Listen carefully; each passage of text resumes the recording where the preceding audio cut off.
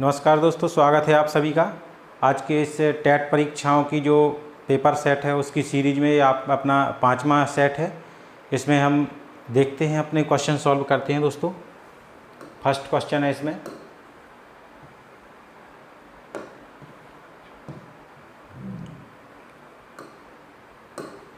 दो प्राकृत संख्याएं 6:11 के अनुपात में हैं। यदि इनका लासा 462 हो तो इनका मासा होगा। दोस्तों दो प्राकृत संख्याएं हैं तो ये एक हो जाएगी दोस्तों अपनी कौन सी,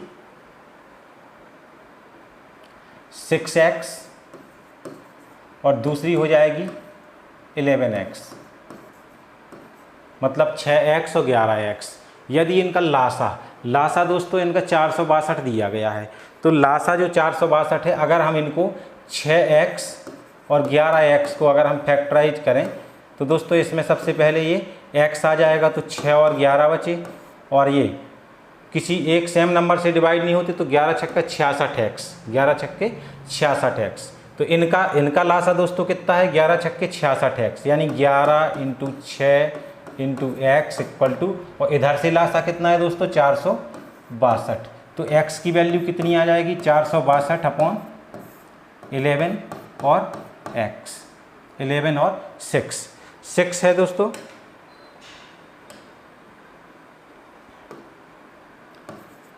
11 चौके 44, 45, 46, 2 बचा, 11 दूनी 22, 6 7 42। x की वैल्यू कितनी आ गई दोस्तों, 7। x की वैल्यू 7 आ गई।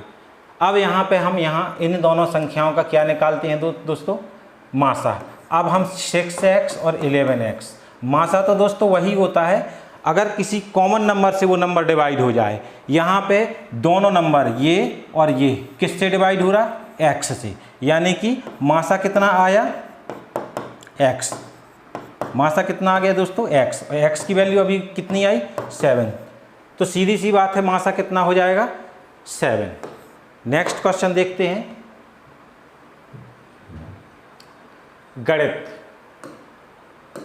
गणित की सर्वप्रथम विकसित शाखा है दोस्तों। गणित की सर्वप्रथम विकसित शाखा में दोस्तों अंक गणित, इसका आंसर है अंक गणित। नेक्स्ट क्वेश्चन देखते हैं,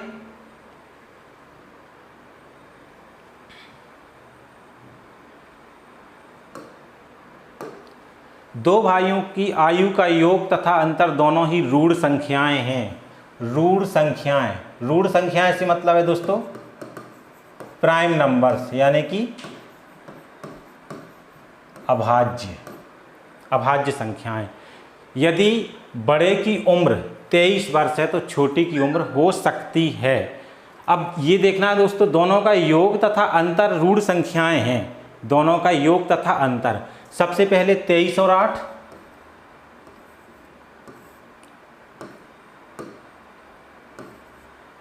ठीक है, अभाज्य है, ठीक है, ये अभाज्य है। अब इसी के साथ दूसरे को देखो दोस्तों, इसमें 23 में से 8 को माइनस करो, इसमें प्लस किया, और 23 में से 8 को माइनस करो तो 15 माइनस। दोस्तों ये कह रहे दोनों भाइयों की आयु का योग और अंतर दोनों ही ऋण संख्याएं हैं। तो योग तो दोस्तों ऋण है, लेकिन अंतर ऋण नहीं है, ये प्राइम नंबर नहीं है। ये 3 से डिवाइड हो जाता है, 5 से भी डिवाइड हो जाता है, तो फिर ये ऋण नहीं है।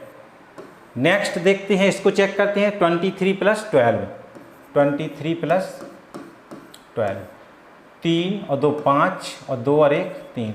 ये दोस्तों इनमें हम क्या करते हैं, 7 × 35 और 5 × 7 35। ये 5 से भी डिवाइड हो जा रहा है और 7 से भी डिवाइड हो जा रहा है, तो इसका यहीं से हमें माइनस चेक करके देखना ही नहीं है, क्योंकि प्लस ही उनका ऋण नहीं आया है। ठीक है, तो अगले पे बढ़ते हैं, 23 और 18 को 8 9 10 11, 1 कैरी, 2 3 4, 41। दोस्तों ये ऋण है फिलहाल। अब इसका अंतर और देखते हैं, 23 - 18, 18 19 20 21 22 23 5।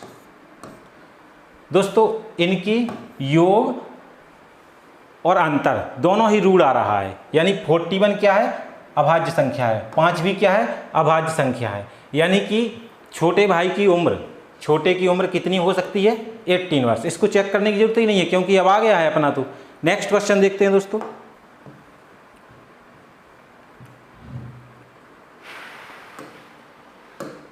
यदि किन्हीं दो प्राकृत संख्याओं का योग 48 है तो उक्त संख्याओं का अनुपात होगा। दोस्तों यहाँ पे क्वेश्चन को कुछ एक नंबर्स वगैरह नहीं निकालना है, सिर्फ हमें चेक करना है कि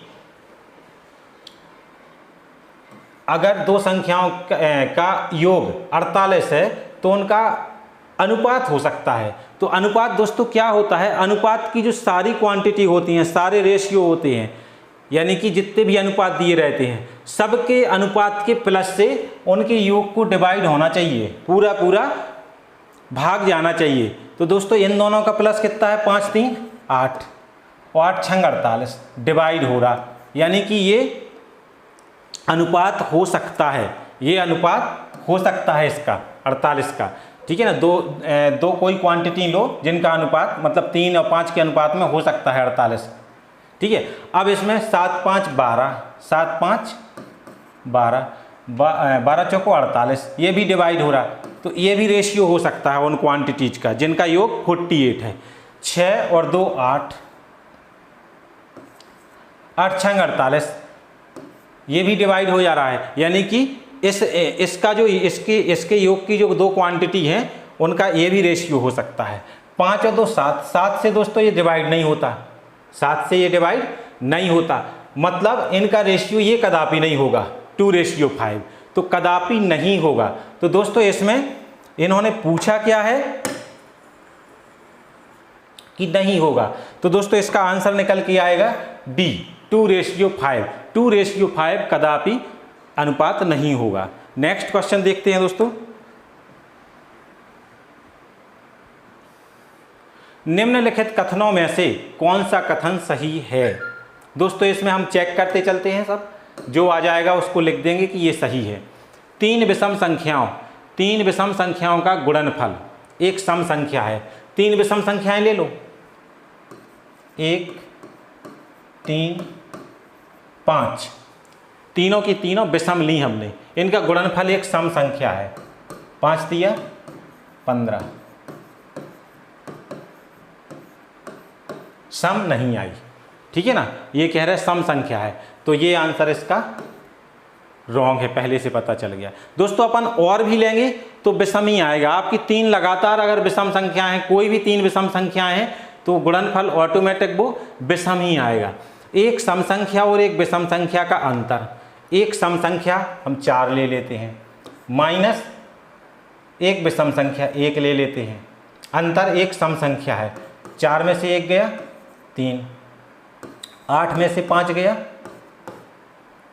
5 3 8 3, तो सम नहीं आ रहा ना, वो तो कह रहे सम हो सकता है, अंतर एक सम हो सकता है, लेकिन ऑल टाइम क्या आ रहा,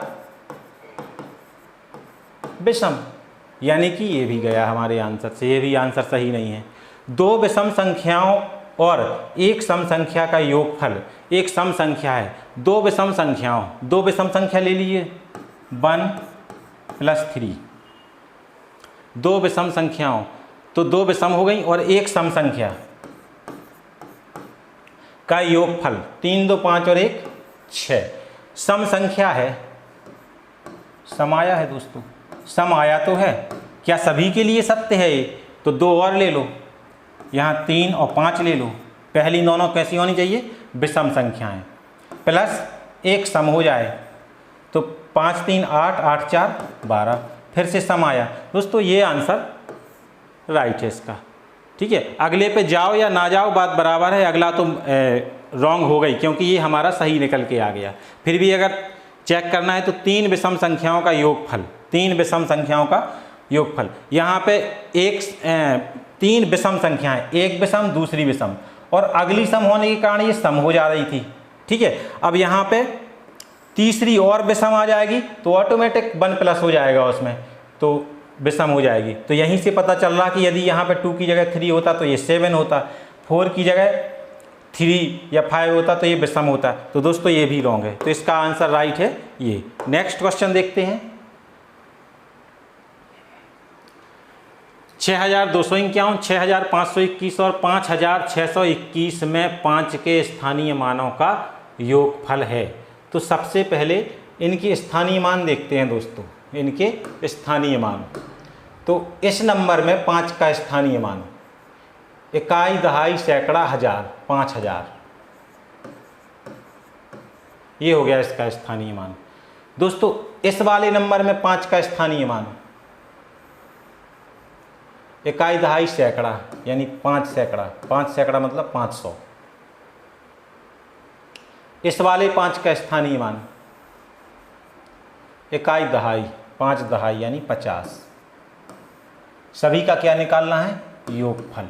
0, 5, 5, 5, 5550, 5550। सी आंसर, राइट आंसर हो जाएगा इसका। नेक्स्ट क्वेश्चन देखते हैं दोस्तों।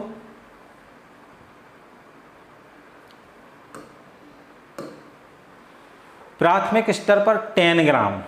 दोस्तों इसमें 10 ग्राम क्या होता है? कलर्ड कागज रहता है, उसको फोल्डिंग के द्वारा काट काट के इस तरह से आकृतियां बनाती हैं कि ये बन गया एक ट्रायंगल, फिर उसमें दोस्तों एक और ट्रायंगल। अब ये ट्रायंगल में एक यहाँ से ट्रायंगल बना दिया, फिर यहाँ से कटिंग कर दी। दोस्तों यहाँ पे एक ट्रायंगल ये बन गया, एक ट्रायंगल ये बन गया, एक ट्रायंगल ये बन गया, और यहाँ पे एक पैरेललोग्राम। अब इनकी कटिंग से क्या बनाते हैं? कोई एक्टिविटी करते हैं, कहीं चिड़िया बनाते हैं, कहीं एक घर बनाते हैं, जो भी एक्टिविटी बच्चों को दो तो वो करते हैं इससे। तो ये तो हो गया 10 ग्राम। 10 ग्राम के बाद हम बिंदु का खेल। बिंदु का खेल दोस्तों इस टाइप से बिंदु होते हैं,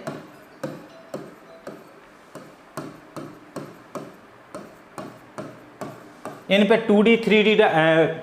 2D और 3D आकृतियां बना सकते हैं, द्विविमीय और त्रिविमीय। जैसे सपोज दैट इसमें हमें एक ये बनाना है, ये। अब यहाँ पे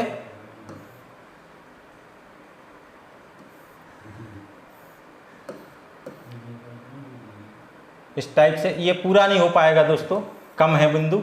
तो ये देख लेते हैं कि अपन 2D तो बना ही सकते हैं इसमें। ये आयत बन गया है, ठीक है। अब अगर इसमें इस टाइप से और होते तो इस टाइप से बन जाते, ये इसके पूरी बिंदु हो तब बनेंगे, ठीक है। प्रतिरूप यानी पैटर्न तो दोस्तों पता ही है, एक जैसी चीज़ें, जैसे इस तरफ से ऐसा हो तो इसका पैटर्न इस तरफ बनाएंगे तो इस तरफ से इस तरह से बनेगा। अब इसमें ये तो जान लिया कि ये है क्या, 10 ग्राम क्या है, बिंदु के खेल क्या है, पैटर्न क्या है। तो यहाँ पे इसी की जैसी दूसरी चीज़ बना देना, वो पैटर्न है। तो यहाँ पे मूलभूत संक्रियाओं को समझने में, अब इसमें दोस्तों प्लस माइनस तो कहीं हो नहीं रहा है, मल्टीप्लाई है तो प्लस माइनस मल्टीप्लाई डिवाइड, ये संक्रियाएं तो हो नहीं रही हैं। तो मूलभूत संक्रियाओं को समझने में, यानी कि इसको अलग कर दो, स्थानिक समझ की योग्यता में वृद्धि के लिए अभी ये हो सकता है। संख्याओं की तुलना, इसमें दोस्तों संख्याएं कहाँ से आई? कोई संख्याओं की तुलना नहीं हो सकती है, तो इसमें कोई कंपैरिजन नहीं है। संख्याओं की तुलना की बोध विकसित नहीं कर सकते। परिकलन ये कौशलों के संवर्धन में, तो परिकलन तो कैलकुलेशन होता है दोस्तों, तो ये भी नहीं है। स्थानिक समझ की योग्यता में वृद्धि के लिए, तो इसका आंसर हो जाएगा दोस्तों ये स्थानिक समझ की योग्यता में वृद्धि। अब स्थानिक समझ से थोड़ी बहुत इसका ये हो सकता है कि स्थानिक समझ जो हमारे सराउंडिंग में हम चीज़ों को देखते हैं, उनके पैटर्न बनाते हैं, वही आकृतियाँ वगैरह, तो ये है स्थानिक समझ दोस्तों। नेक्स्ट क्वेश्चन देखते हैं। हाँ, n स्क्वायर के विषम पूर्णांक होने पर निम्नवत संख्याओं में से कौन एक सम पूर्णांक है? दोस्तों इसमें हमें सम पूर्णांक निकालना है। सम पूर्णांक, एक तो स्थिति यही है कि कुछ भी रखते जाओ, लेकिन अगर स्टैंडर्ड इसका जो मेथड है, n स्क्वायर एक विषम पूर्णांक है, तो n स्क्वायर इक्वल टू विषम पूर्णांक 2k + 1, 2k + 1 विषम पूर्णांक यही होता है 2k। अब k की जगह 1 रख दो दोस्तों, तो 2 बन जाए 2 और 1 3, विषम आ गया। 2 2 4 और 1 5, विषम हो गया। 2 6 12 और 1 13, विषम हो गया। यानी आप k की जगह कोई भी इंटीजर रख दें, आपका 100% क्या आएगा? विषम ही आएगा। तो ये हो गया। अब यहाँ पे दोस्तों सबसे पहला वाला निकाल के दो, पहले वाले में n की जगह पुट करो क्या? अगर इसका रूट हटाएंगे तो यहाँ पे सॉरी स्क्वायर हटाएंगे तो रूट आ जाएगा 2k+1। तो यहाँ पे सबसे पहले इसको सॉल्व करो, 3 × n की जगह रूट 2k+1। इसको जरा सॉल्व करो, फिर माइनस है 8, तो 3 का 3, अगर 2 2 जा 4 या 2 1 जा 2 1 3, 3 का स्क्वायर रूट लेंगे दोस्तों, क्या आएगा? अपरिमेय संख्या। अपरिमेय संख्या का इनफाइनाइट तक जाता है डेसिमल रिप्रेजेंटेशन, तो उसको तो न सम न विषम कह सकते, कुछ पता नहीं, तो इसमें हमें पता नहीं है। अब अगर 2 3 या 6 और 1 7, ये भी अपरिमेय संख्या है। 2 4 या 8 और 1 9, अगर यहाँ 4 रख रहे तो 2 4 या 8 और 1 9 और 9 3 27, और 27 में से 8 गया 21 बचा, फाइनली 21 बचा। क्या 21 संपूर्ण अंक है? नहीं है, विषम आया। अब दोस्तों इसको चेक करते हैं, 5n स्क्वायर की जगह क्या रखना है? 2k+1 +4 ये a चेक किया हमने, यहाँ b चेक कर रहे हैं, ठीक है। तो यहाँ पे आ जाएगा 5 2 जा 10k +5 1 जा 5 +4 10k +5 4 9। दोस्तों ये विषम है, क्या है? विषम है। इसमें c में चेक करते हैं, c में 3n स्क्वायर की जगह 2k+1 +5 इक्वल टू 5 2 जा 10k +3 1 जा 3 +5 इक्वल टू 10k +5 3 8। ये दोस्तों 2 से डिवाइड हो रहा, हर हाल में 2 से डिवाइड होगा। और अच्छे से समझने के लिए इसमें क्या करते हैं, हम 2 कॉमन लेते हैं, तो 2 5 जा 10k +2 4 जा 8। अब आप ये 2 से डिवाइड करेंगे तो आपको 5 एकम 5 4 9 9 दूनी 18, यानी 18 2 से डिवाइड हो रहा। 5 दिया 15 4 19, ठीक है, 19 दूनी 38, 2 से डिवाइड हो रहा। तो इसका राइट आंसर हो जाएगा दोस्तों C। आई होप कि आपको समझ में आया होगा दोस्तों।